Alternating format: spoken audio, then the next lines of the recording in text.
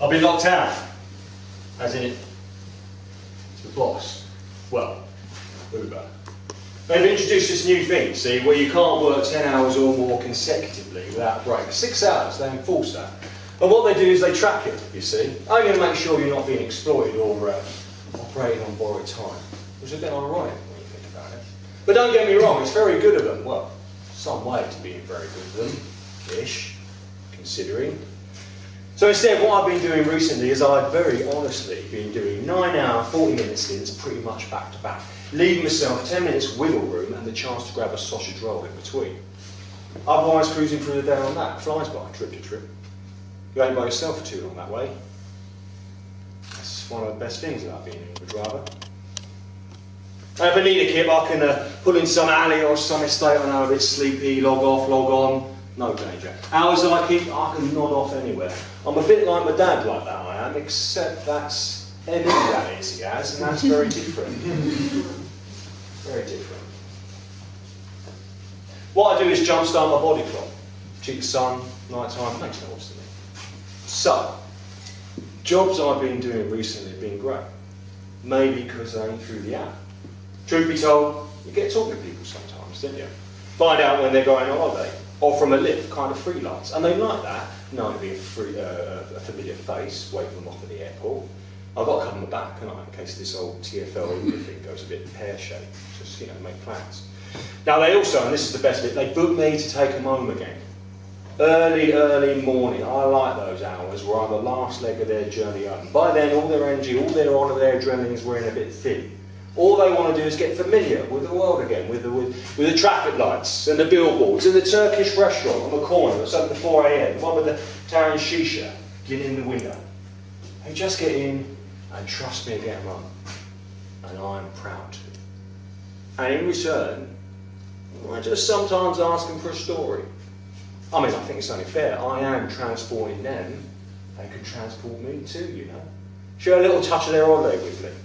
You know, they can practice their anecdotes for their friends and their workmates, like how they were so confident when they saw Kylie hiring a peddler in Portugal. But no, not Jenna. Or isn't Florence so expensive nowadays? And wasn't it great, the two of us, to get away from Paris for this break? Proper magic. I ain't a tough crowd. Give me a story, any story you do. Yes, they start their conversations off with cliches at first. Have I been busy? When's my shift end? It ain't my place or all my eyes, is it? On the outside, at least, anyway. But they are truly my favourite journeys. Early back from holiday, because they ain't felt the sun rise on them this side of the channel, and they're willing that holiday feeling to linger with them back in London. They want to keep living it. So I always do my best to get their story out somehow. Enough to tell my dad. I can bring him that when I see him for breakfast later. I doze off for a bit, but not enough to forget a detail, no. I'll commit those to art like routes home through the breathing traffic. Yeah, what keeps him going? What keeps me going? What keeps London going a little bit, I think? Well, that and that. You see, I'm not the only person who visits my dad. I always try and pop in the same time as the carer. She's called Christina. And she's, yikes! Is that something people still say? Yikes. Anyway, she's yikes. Oh, she's got such a lovely smile. And you can cut yourself on her consonants. She says, Mr. Angelo Constantinus Senior, this place is like a pigsty, and I not leave it like that, so I must blame the sun. He's a troublemaker. And she smiles at me like she's sharing a secret. And I just beam back, gobsmacked. She's wonderful. I don't think I say much when she's there, and that's probably a problem, but I just don't want to be taking up too much time when she could be saying something instead. And if I'm honest with you, I feel a little bit inferior. I mean, it's not growing up around here weren't all that, it's just not all that. I mean, Dad had grease. Proper, thick heat, Eastern Greek mainland, the glory days. Christina, this tiny town on the Finnish border, and her eyes, fine work when she talks about it. Me? No, not quite home. Dad never got too attached to England, it was for work. Work was work, and I was blank. Flat line with a vague accent at the end. A bit like a district line on a tube map. I suppose if you thought about it, and you were travelling the other way from right to left, read it like Hebrew, it'd be what? A steady decline and then beep.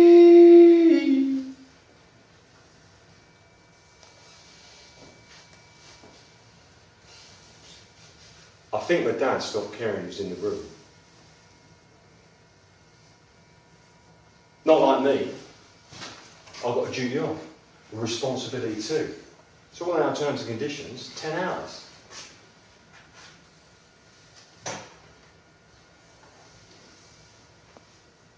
I went in there earlier and he was sobbing doing the washing up. Just to himself.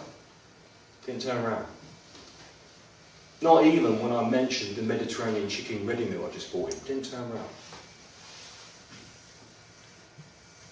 I say Mediterranean, but maybe it's just Italian, in a version of Italian. And Dad doesn't even seem to mind that anymore. I know it sounds dreadful, isn't it? Ready meal. I must admit, I don't buy them fresh groceries, but they spoil in the car between journeys, wouldn't they? Anyway, it's not poxy ready meal. It is fresh. Not after that Finders thing. Do you remember that? Funny how I forget about that, eh? Certainly shook me. It changed the way I think about things a bit. But still, I can be confident I'm not feeding my dad dead horse. Could still be dead horse. Now, Christina, she brings in things she's cooked at home, and that's not. Oh.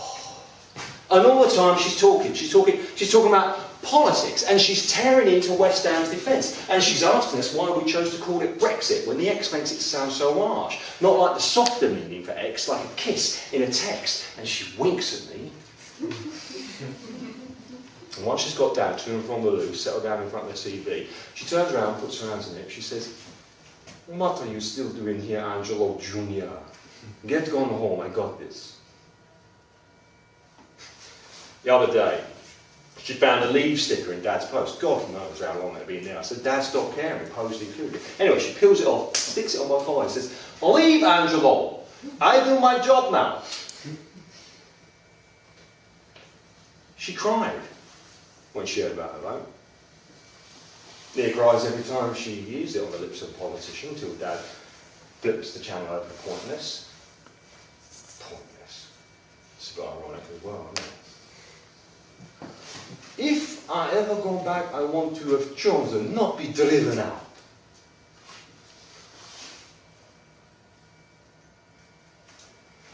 Yesterday, I offered her a lift home. A bit too nervous before. She was a lot quieter when she got in the car, you know. She usually takes the tube, but there's some strike or something like that. So this is quite convenient, Angelo.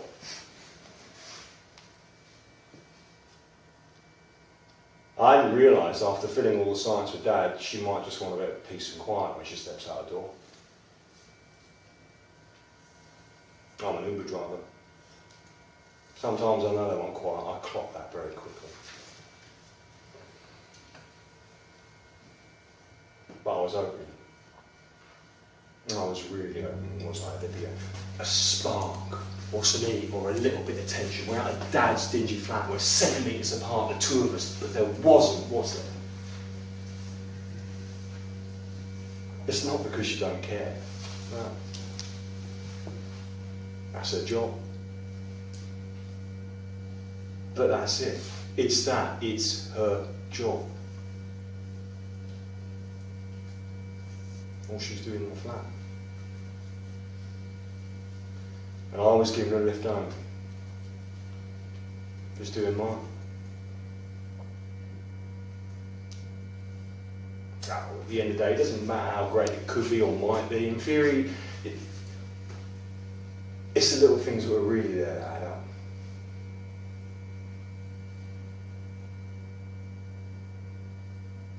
Dad's poking around at his Mediterranean chicken ready meal. I finally think there's something to say to him, you know. Enough small talk, straight. Just looks at him and says, Dad, how are you feeling today then, mate? And he looks down at his ready meal and he barks at me, today, not very quick!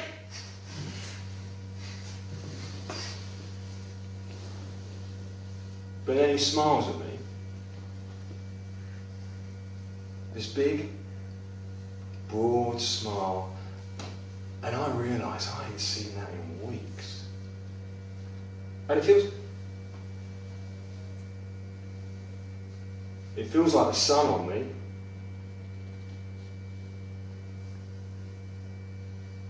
Aegean. Holidays there. Aphatos. Cassandra Peninsula. Dad's home.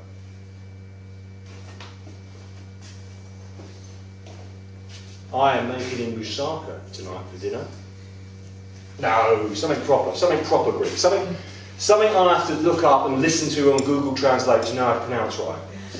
And even then, he'll only bloody correct me, won't he? 6 hours compulsory break, you see. I can sit and eat with him. Leave some for Christina. He'll miss her, he says, if she has to go back. This bloody Brexit shit, he says. But the way he says it, raspy,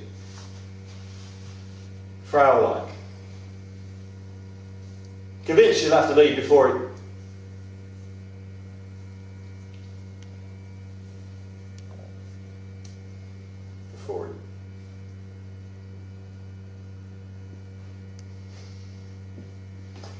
And I'll tell him where the Bradshaws have come back from this morning. Cruise around the Med. Enjoyed Greece the most. Beautiful islands. And you know what? I might even tell him about you lot. Safe journey home, yeah?